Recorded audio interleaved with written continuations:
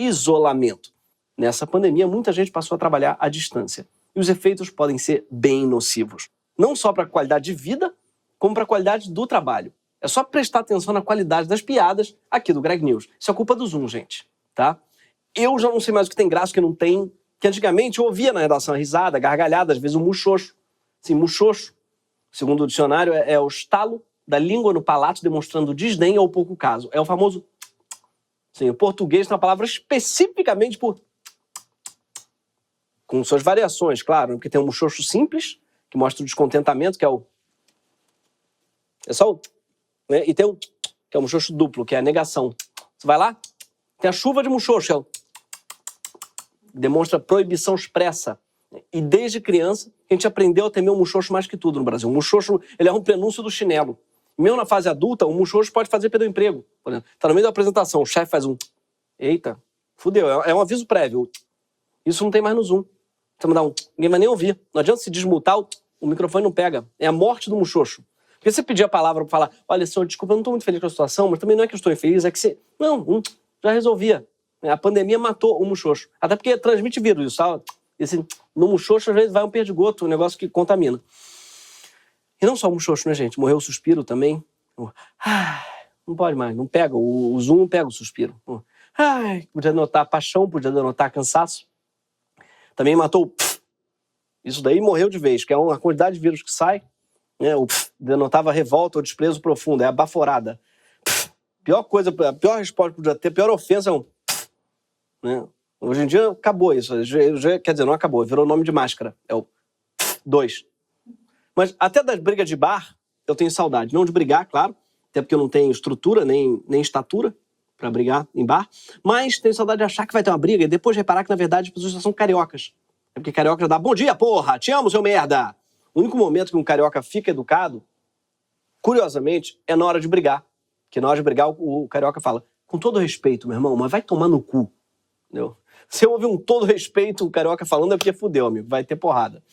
E briga foi uma coisa que a gente achou que ia diminuir no início da quarentena. Vocês lembram? Lá em março de 2020, muita gente esperançosa.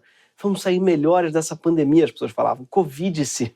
A natureza está sarando. Foi. O que aconteceu, claro, foi o contrário. Teve confusão para ver quem estocava mais papel higiênico, teve conflito por causa da obra do vizinho, briga durante o panelaço, teve mulher tacando garrafa de água na outra de biquíni no carro conversível, teve gente tentando furar a fila da vacina e teve gente torcendo contra o Gil do Vigor, que é uma coisa que eu não entendo, sinceramente.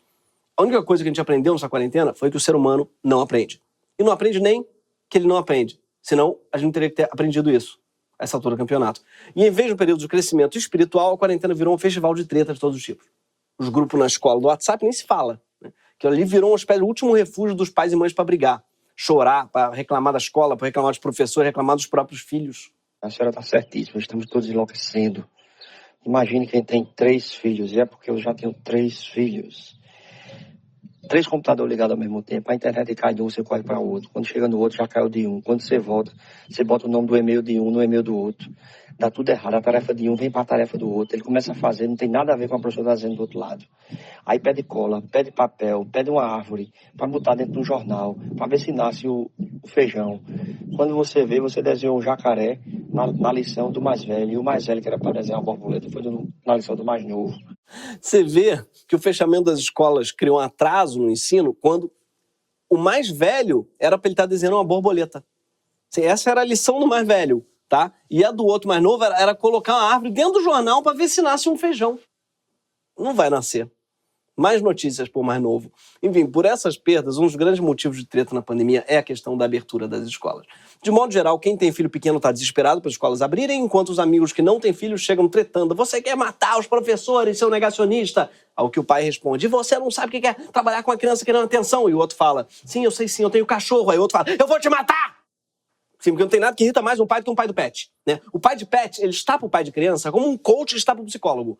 É como o crossfiteiro está para o atleta. É como o poeta de Instagram está para o formado em letras. Eu não gosto de você, não sinto verdade em você, eu acho você incoerente. Sim, você está onde te convém. Eu digo te convém, não lhe convém, porque a língua é viva e eu fiz letras. Bom, a Câmara dos Deputados resolveu entrar nessa treta e aprovou no final de abril um projeto de lei que transforma a educação em serviço essencial. Se passar no Senado também, isso vai significar que as escolas não poderão mais fechar, nem nas fases mais críticas da pandemia. Com isso, elas se juntam a lista daquelas atividades que o Estado brasileiro considera indispensáveis. Coisas que não tem como fechar e nem mesmo como ser adaptadas para funcionarem só online. Coisas do tipo serviços call center. Sim, é essencial no Brasil. Já devia ser home office antes da pandemia. Por que alguém que trabalha no telefone tem que ficar amontoado numa sala mal ventilada e com o tempo de ir ao banheiro cronometrado? Sim, tem empresa de call center que limita o banheiro dos funcionários a 5 minutos. Se for número 2, eu imagino que a pessoa tem que esperar as contrações para ir para o banheiro. Opa, acho que coroou. Acho que dá para ir já. Sério, não dá para gente fazer trabalho de casa, gente? Será que a internet na casa de quem trabalha na TIM é da TIM?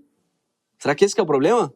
Ou será que é porque quando o funcionário estiver em casa, não vão conseguir controlar pelo Zoom quanto tempo eles ficam no banheiro? Só pode ser isso. Jaqueline, eu tô vendo você sentado no vaso, mas não tá dando pra ouvir o barulho do seu xixi porque você tá no mudo. Desmuta pra ouvir o seu jato. Jaqueline, isso é torneira. A gente conhece o seu jato. Não tem essa intensidade no fluxo. Você tá no Instagram, né? Pode falar, Jaqueline. Enfim, não é só o telemarketing. O Brasil já tinha classificado como essenciais estabelecimentos como salões de beleza e academia ginástica. Sim, aparentemente tem gente que paga a academia e quer ir para a academia. É uma redundância, gente. Vocês não entenderam que inscrição na academia já emagrece. A lista de serviços essenciais ela foi sendo progressivamente inflada por decretos presidenciais na bem-sucedida campanha de Bolsonaro para melhor espalhar o vírus. Hoje, a lista inclui quase tudo. Deixa tanta brecha que mesmo que não está incluído, pode dar um jeito. Por exemplo, teve um momento no ano passado que a loja da Havan ia ter que fechar por não ser essencial, obviamente. Aí, eles resolveram começar a vender arroz com feijão para driblar a restrição. Sim.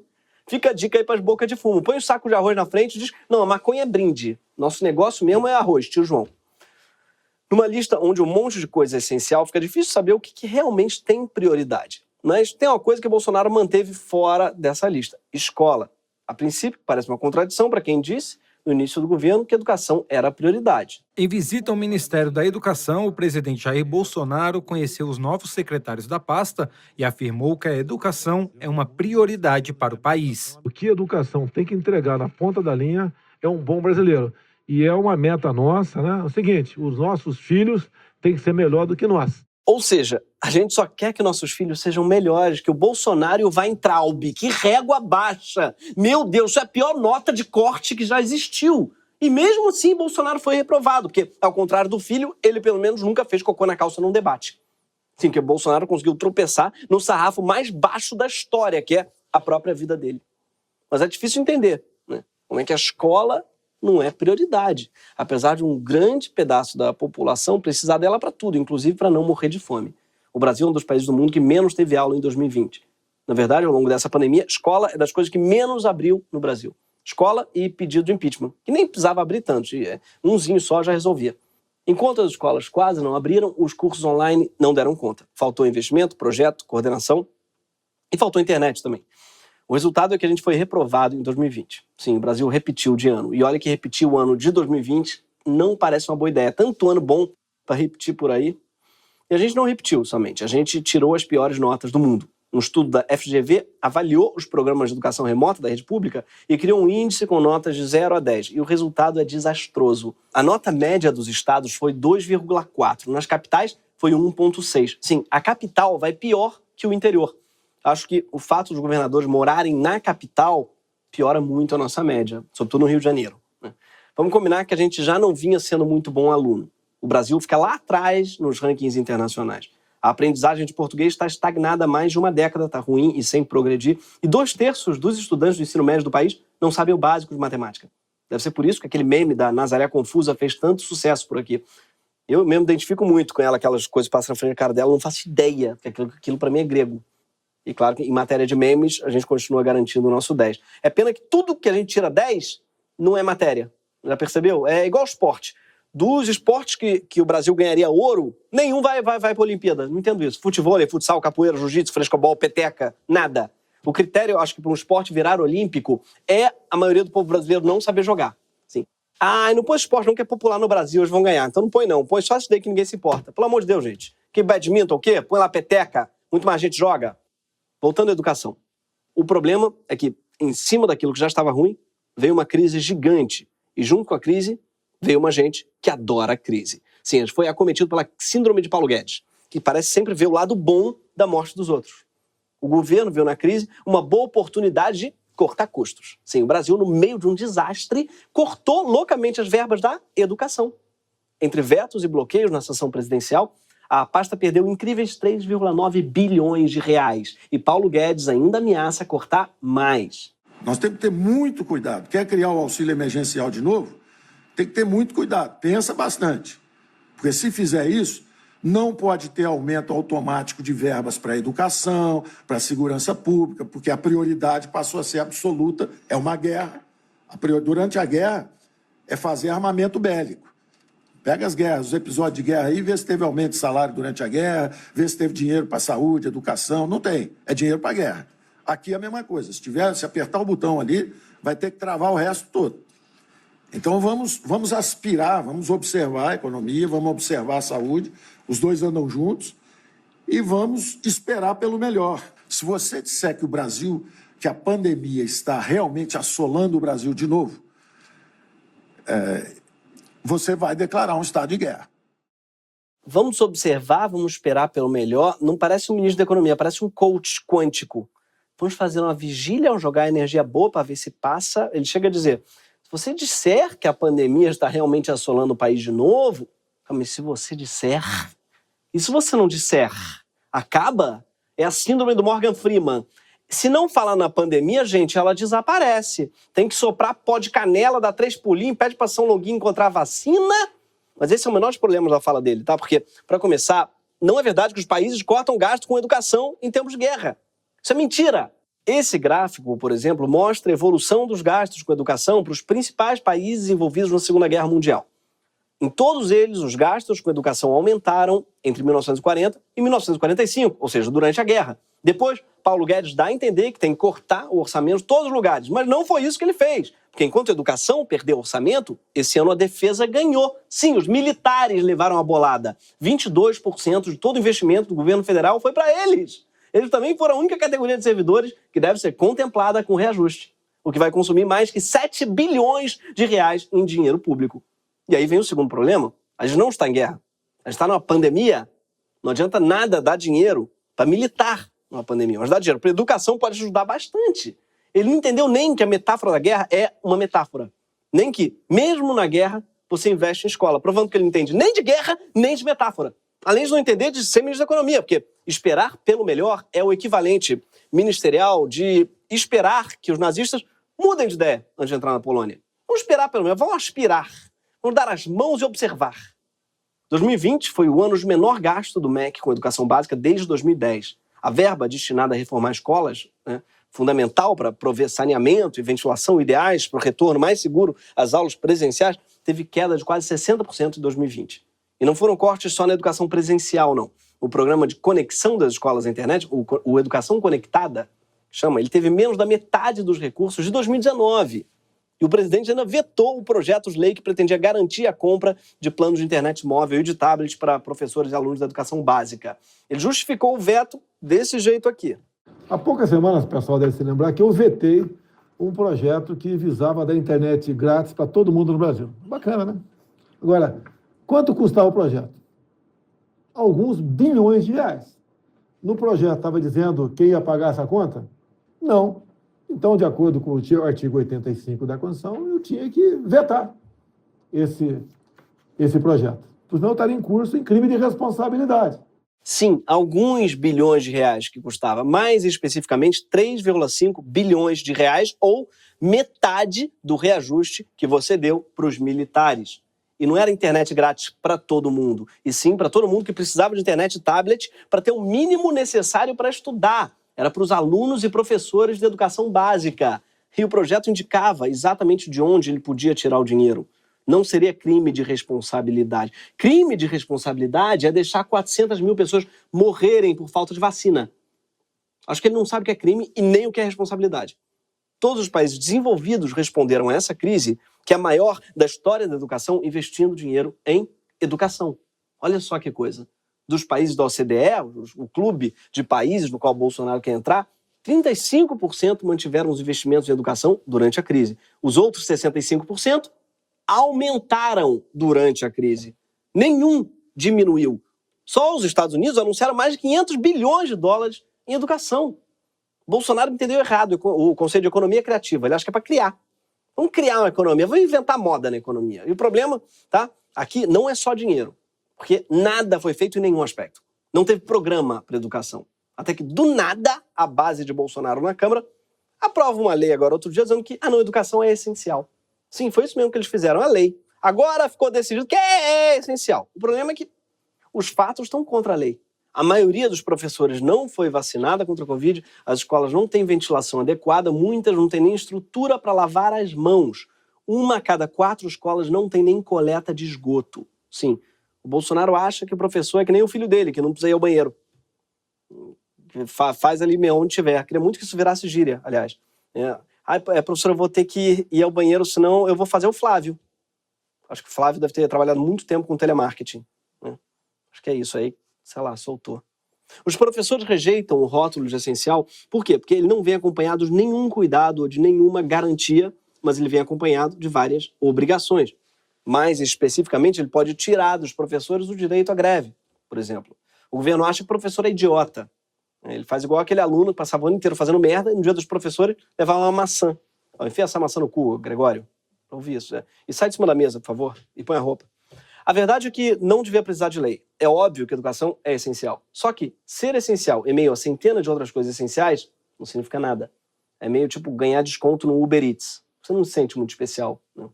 Parece aquele cara que manda amor, eu só abri o seu celular e li todas as suas conversas no WhatsApp porque eu te amo e você é essencial. Não. Você fez isso porque você é um babaca. É diferente. E é por isso que aqui no Greg News a gente acha que a educação não tem que ser essencial. A educação tem que ser prioridade, número 1 do país, o que é muito diferente. O Guedes parece achar que a educação é um custo, mas se ele tivesse passado mais tempo estudando, ele ia saber que isso é ignorância. Educação é um investimento e dos que mais dão retorno. Lá mesmo na Universidade de Chicago, onde ele se orgulha tanto de ter estudado, o Nobel da Economia James Heckman calculou que cada dólar investido em educação infantil gera um retorno de mais 600% quando a criança chega à vida adulta. Isso é mais do que muita aplicação financeira. Bom, o Guedes já prometeu gás pela metade do preço e entregou com 50% de aumento. Talvez ele seja ruim em calcular porcentagem. Ou seja, mesmo que você esteja cagando para as crianças e para o direito à educação, e só pense em dinheiro. Está provado que desenvolvimento econômico está completamente ligado à qualidade da educação. Todo país que investe bem em educação dá saltos no PIB anos depois. O recurso mais valioso de qualquer economia, e eu estou falando de valor financeiro mesmo, estou falando de grana, é aquilo que os economistas chamam de capital humano. Um país com alto capital humano é mais rico que qualquer país com petróleo, com diamante ou ouro, que, como o Silvio Santos sabe, vale mais do que dinheiro. A escola é a base de qualquer sociedade. Sem essa base é muito mais difícil que algo pare de pé na vida adulta. E se uma sociedade inteira não tem essa base, nada vai parar de pé nesse país nunca. É tipo um prédio construído pela milícia, o que é uma ótima metáfora para o Brasil de Bolsonaro. Problemas na educação, eles aumentam até mesmo a violência. Uma análise recente apontou que a inclusão de 1% de jovens de 15 a 17 anos na escola é capaz de reduzir até 2% a taxa de homicídios na mesma região. A escola é o lugar onde uma geração pode melhorar de vida em relação à geração que veio antes. E é também um lugar onde violência contra crianças e situações de abandono podem ser reveladas e remediadas. E essa informação aqui é para você, Guedes. A queda na produtividade do país como consequência da perda de habilidades adquiridas na escola pode significar uma redução média de 1,5% do PIB no longo prazo. Isso tem impactos na previdência, já que pessoas com mais anos de estudo têm maior capacidade de produzir e inovar e têm mais oportunidade de obter empregos que pagam melhores salários, aumentando a quantidade de dinheiro disponível no futuro para pagar a aposentadoria de quem está trabalhando hoje em dia. Eu sei que tem também aquele problema, né, Guedes? Que o estudo aumenta a expectativa de vida. Já não é esse problema na tua vida, que é o pessoal vivendo até 100 anos, querendo viver até 100 anos, vivendo muito. Mas, mesmo assim, você pode ajudar. Isso daí é uma coisa que você pode fazer. Tá? Você pode ajudar a baixar a expectativa do país, dando a sua cota de sacrifício. A liderança é pelo exemplo. Guedes, vamos esperar pelo melhor. Nosso atraso ele vem lá de trás. Em 1920, o Brasil ainda tinha só 15% de crianças na escola, atrás de vizinhos latinos como Colômbia e México, que já tinham atingido a marca de 20%. Dali para frente, o sistema educacional brasileiro se desenvolveria aos trancos e barrancos e de maneira extremamente desigual.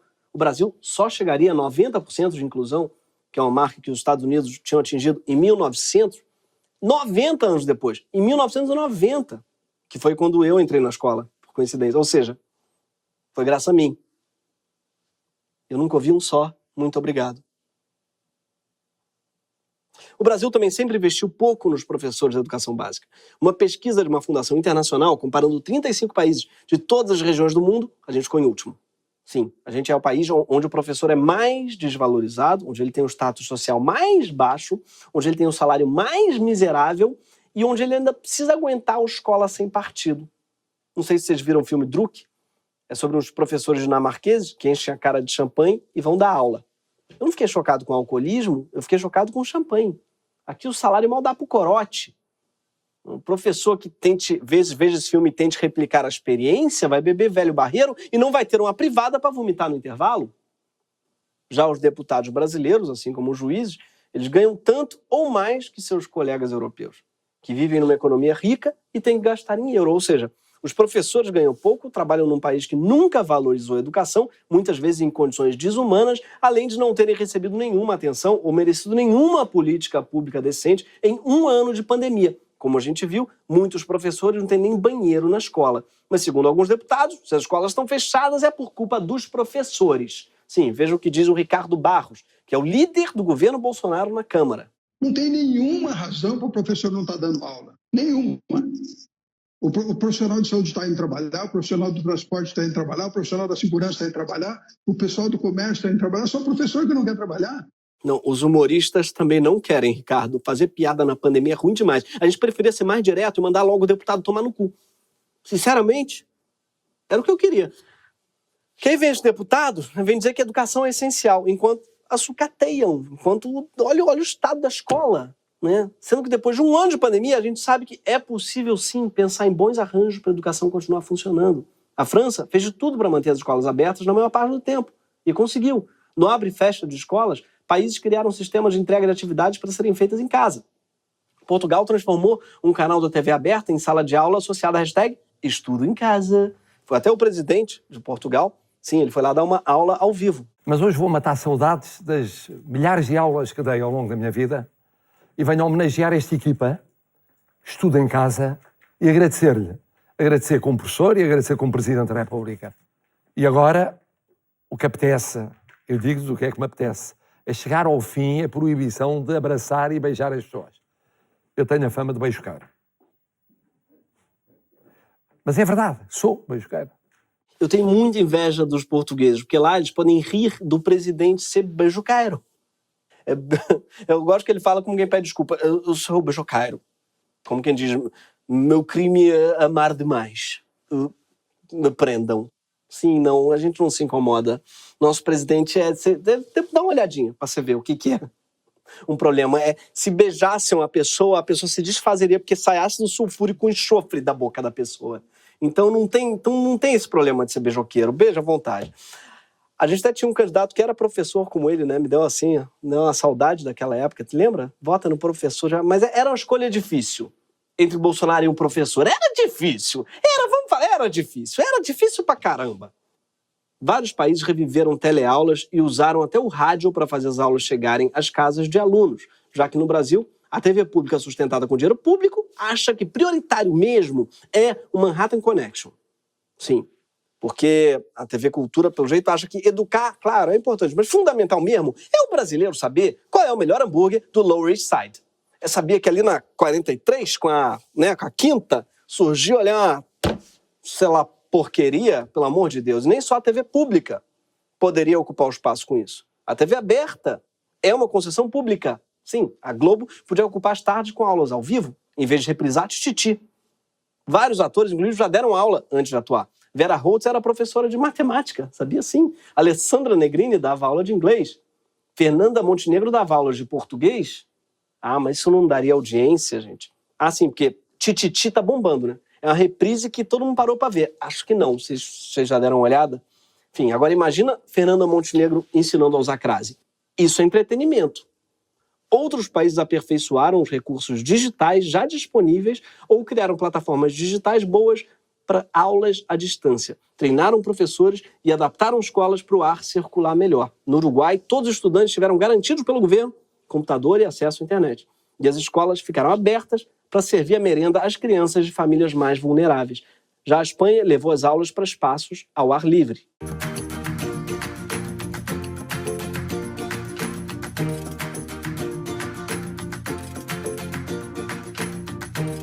Prefiro estar en la playa porque aquí me siento más relajado y me siento más a gusto. Eu adorei que na praia ele se sente mais Augusto. Eu na praia eu também me sinto muito mais Gregório. Aqui nesse estúdio eu estou me sentindo meio Jurandir. Estou no máximo um Rogério às vezes. No geral, países que levaram cuidado com as escolas a sério conseguiram evitar que as escolas se tornassem grandes focos de contaminação de Covid. Crianças, principalmente as menores, parecem sim transmitir menos a doença. E isso é bom, porque crianças pequenas também são as mais prejudicadas no ensino remoto. A minha, então, se ferra mais ainda, porque conta com a minha ajuda. Com investimento e prioridade, e também com muito cuidado, é possível pensar em esquemas para proteger professores em situação de mais risco, deixando-os responsáveis pelas aulas remotas, enquanto os vacinados assumem as presenciais. Também é importante organizar as escolas para que adultos não se encontrem com outros adultos, já que a chance de uma criança transmitir o vírus para o professor é menor do que a chance dos professores e funcionários se contaminarem uns aos outros. Crianças pequenas têm que ser tratadas diferentes de adolescentes, que transmitem mais. Tudo tem que ser muito planejado e articulado junto com os professores. Não adianta dar uma canetada de Brasília e esperar pelo melhor e aspirar e torcer. Não. Não é com uma lei que você torna a educação, de fato, essencial. É com um grande projeto coletivo de priorização. É priorizando a vacina dos professores, o orçamento das escolas, a ajuda financeira para os pais e, mais do que tudo, priorizando o combate ao vírus. Porque escolas só são seguras em lugares onde a pandemia está mais controlada. Enquanto a escola não for prioridade, a gente vai ficar nesse falso dilema entre quem tem razão, os pais que querem os filhos de volta às aulas ou os professores que não se sentem seguros. Os dois têm razão. A gente está há meses escutando as pessoas falarem, já que está tudo aberto, bar, academia, shopping, igreja, então também tem que abrir escola. Só que é exatamente o contrário. É exatamente porque o bar, a igreja, a academia estão abertos que não dá para abrir escola. Porque para as crianças voltarem a estudar com segurança, os adultos vão ter que se recolher mais. Para a escola poder abrir, precisa fechar o bar, a academia, o shopping e sim, a igreja, garantindo que os pais dos alunos não vão estar contraindo o vírus por aí. Se a gente quiser mesmo priorizar a educação, precisa ter dinheiro não só para as escolas se adaptarem, mas também para a sobrevivência de todos os trabalhadores desses lugares que precisam fechar. Ou seja, uma sociedade que prioriza a educação precisa pagar auxílio emergencial, e já. E não de R$250 por mês, que isso daí não sustentava ninguém, nem quando o arroz custava a metade do preço que custa hoje. É meio que o contrário do que diz o Guedes. Auxílio e educação não estão em oposição. Um depende do outro. Ah, mas o Guedes falou que a gente não tem dinheiro para fazer isso tudo. Sim, é verdade que o Brasil está numa crise econômica horrível, em parte por causa do Guedes. Mas dinheiro se empresta. Dinheiro volta. Dívida pública existe para isso. E dinheiro para educação é um empréstimo que volta, que se paga sozinho. Só com retorno em capital humano. O que não dá para pegar emprestado é tempo. Tempo perdido na educação é algo que não volta, que você não recupera nunca mais. Um estudo estima que no estado de São Paulo serão necessários 11 anos para recuperar a aprendizagem em matemática perdida na pandemia. Um aluno de 10 anos hoje, ele tem desempenho pior do que ele mesmo quando ele tinha 8 anos. Esse prejuízo não é de uma criança só, ele é do país inteiro. Essa, sim, é uma conta que não fecha. E está mais do que na hora da gente parar de aumentá-la. Essa semana perdemos um humorista. E junto com ele, as dúzias e dúzias de personagens para quem ele dava vida. Paulo Gustavo era o maior humorista desse país, ou pelo menos era o que mais me fazia rir. Ele estourava qualquer bolha ideológica, ele fazia o país rir em uníssono e de repente parecia que a gente era um país, que a gente era uma coisa só. Parecia que a gente não estava rachado. E mesmo unânime, o Paulo nunca deixou de se posicionar, nunca ficou em cima do muro, ele nunca deixou de ser quem ele era. Por que eu estou falando isso? Porque Paulo Gustavo nunca mais vai subir num palco. E isso, a vida dele e as mais de 400 mil vidas ceifadas pela pandemia, elas também não têm volta. Esse foi o Greg News.